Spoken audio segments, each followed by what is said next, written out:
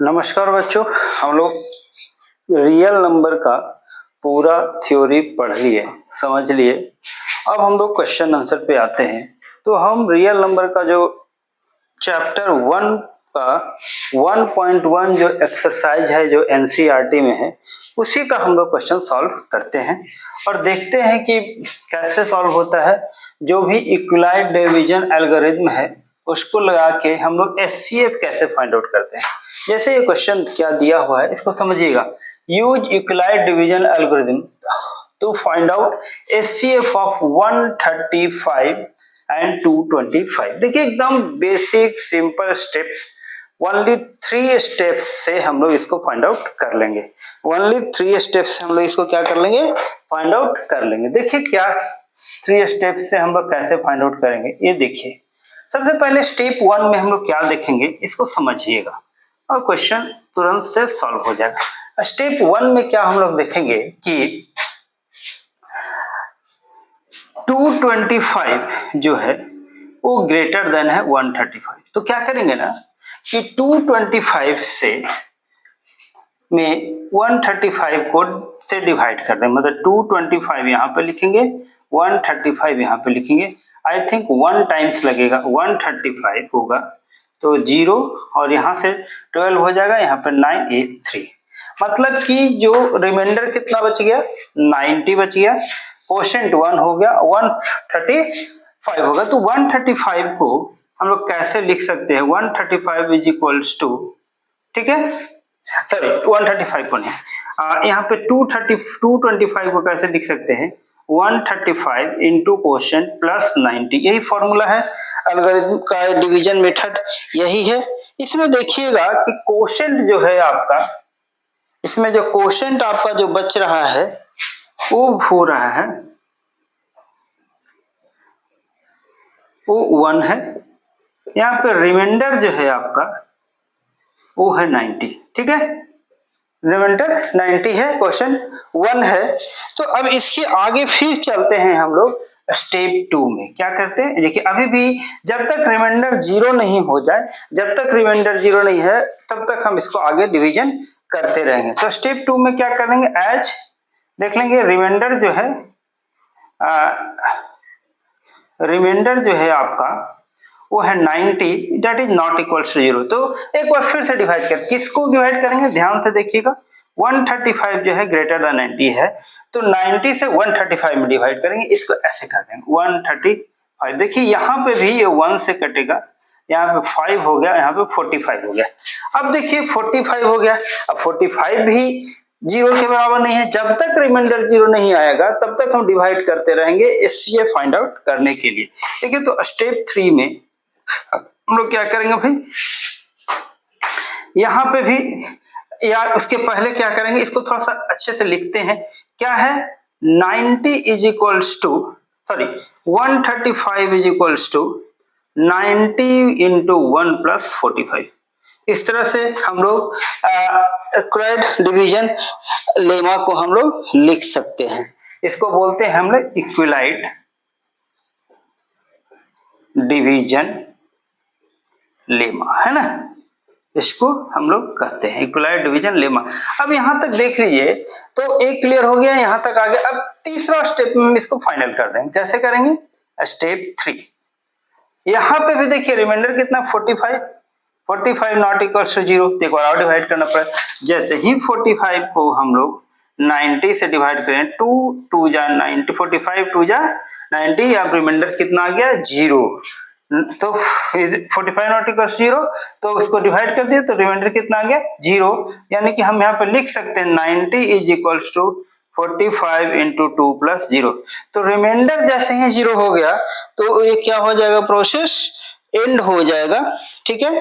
तो लास्ट जो डिवाइजर है that will be the HCF, मतलब here r is equals to 0, मतलब रिमाइंडर इज इक्वल्स टू, अगर 0 हो गया तो लास्ट डिवाइजर मतलब 45 जो होगा वो 225 और 135 का क्या होगा, एचसीएफ हो जाएगा। क्या हो जाएगा, एचसीएफ। तो लिख सकते हैं कि HCF of 225 comma 135 is equal to 45। तो इस क्वेश्चन से हम लोग समझे, इस तरह का क्वेश्चन आपके एग्जाम में भी आएगा कि दो नंबर दे देगा, दो डिजिट दे देगा और कहेगा कि आप रिमाइंडर निकालिए। आप क्या निकालिए? रिमाइंडर फाइंड आउट कीजिए। तो इस तरह से हम लोग कैसे करेंगे? सबसे पहले हम लोग देख लेंगे कि दोनों नंबर में कौन सा बड़ा है।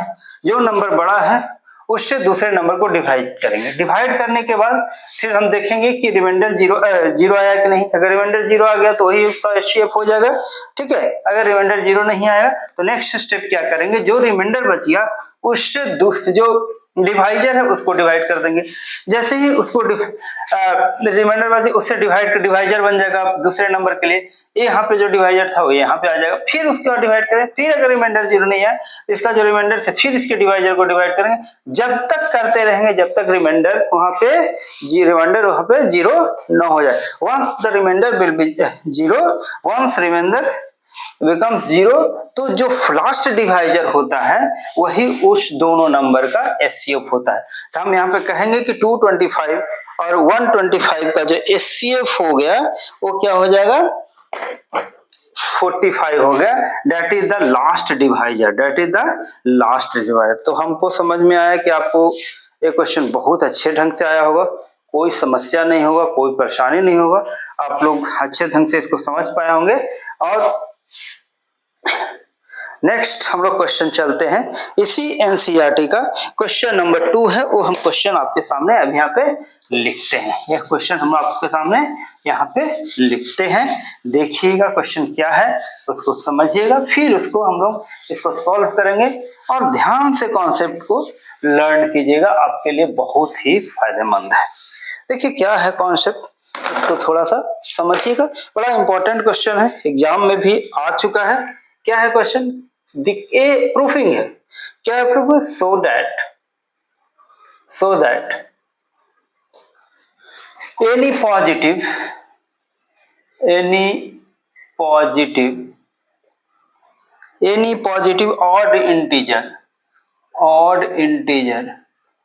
any positive odd integer is of the form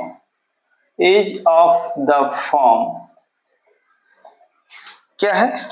6q plus 1, 6q plus 3 and 6q plus 5।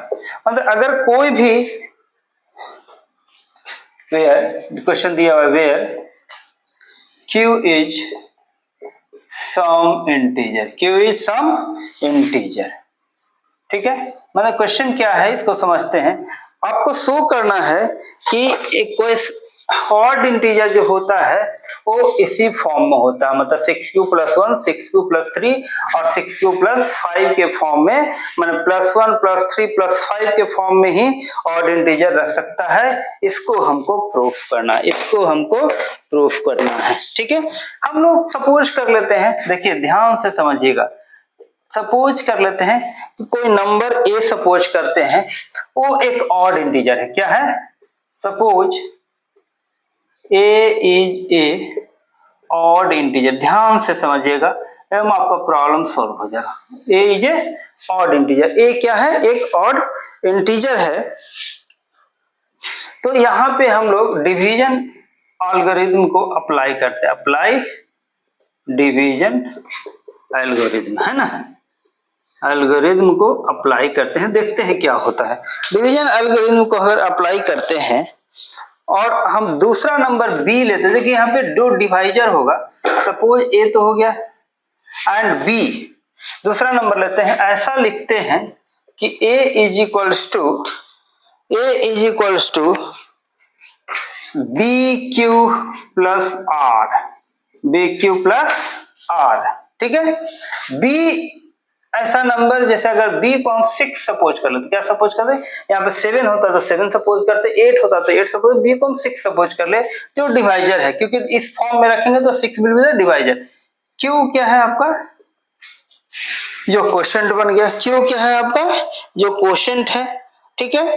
और जो आपका r जो है, रिमाइंडर है, जो r है वो कहां से कहां तक है? लास्ट कहां तक? 5 तक। तो r जो होगा 0 से लेकर के आपका less than equals to less than 6 कर दीजिए तो 5 तक जाएगा, लेस देन 6 कर देंगे तो कहां तक जाएगा, 5 तक जाएगा। तो रिमाइंडर क्या क्या बच गया आपका, जो क्यों क्वेश्चन छोड़ दिए, और जो रिमाइंडर है 1 2 3 4 5 तक। इस फॉर्म में अगर हम a को लिखना चाहे जो ऑड इंटीजर है, क्या है, ऑड इंटीजर है, तो a इक्वल टू क्या हो जाएगा, 6 cube plus 1, 6 cube plus 2, 6 cube plus 3, 6 cube plus 4, 6 cube plus 5, बस। क्योंकि हमने आर, क्योंकि 6 क्यूब प्लस 6 ले लेंगे तो क्या होगा, डिवाइजर, फिर तो वो डिवाइड हो जाएगा, वो तो रिमाइंडर बचेगा नहीं। रिमाइंडर कहां तक हो सकता है, 5 तक हो सकता है, हमारा 0 भी हो सकता है, मैक्सिमम कहां तक, 5 तक जा सकता है। तो इस तरह से अगर रिमाइंडर आपका हो गया, लेकिन इसमें देखिए हेयर ध्यान से देखिएगा, 6 क्यूब क्योंकि इवन है, 6 cube plus 2, 6 cube plus 4 are divisible by 2, क्योंकि प्लस 2 प्लस 4 ये सब जो है क्या है, डिविजिबल बाय 2 है, तो इवन नंबर हो गया, है ना, डिविजिबल बाय 2 होगा तो क्या हो जाएगा आपका, इवन नंबर हो गया, ठीक है। तो ऑड इंटीजर किस फॉर्म में रहेगा, 6 cube plus 1, 6 cube plus 3, 6 cube plus 5, hence odd integer जो होगा, odd integer will be in the form, क्या क्या हो जाएगा, 6 cube plus 1, 6 cube plus 3, 6 cube plus 5। तो देखिए यही आपको प्रूफ करना था, वो हमने प्रूफ कर दिया, आपको समझा दिया कैसे होगा ये भी बता दिया। तो आपको 1.1 का 2 क्वेश्चन हम लोग कंप्लीट किए। देखिए इसमें जो है ना आपका टोटल 5 क्वेश्चन है, exercise 1.1 real number NCERT book से बता रहे हैं।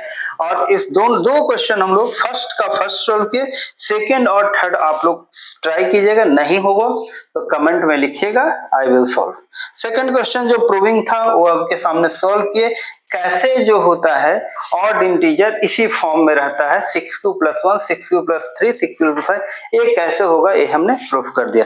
अब थर्ड, फोर्थ और फिफ्थ क्वेश्चन हम लोग नेक्स्ट वीडियो में करेंगे। तो होप आप लोग को ये वीडियो बहुत ही अच्छे से समझ में आया होगा, पसंद आया होगा। आप लोग को बहुत बहुत धन्यवाद वीडियो लास्ट तक देखने के लिए। अगर अभी तक आप लोग सब्सक्राइब नहीं किए हैं चैनल को तो रिक्वेस्ट है कि आप लोग सब्सक्राइब करें, ताकि नया वीडियो डालेंगे तो आप तक पहुंचेगी। आज के लिए इतना ही, हम लोग फिर मिलते हैं नए वीडियो के साथ। Thank you.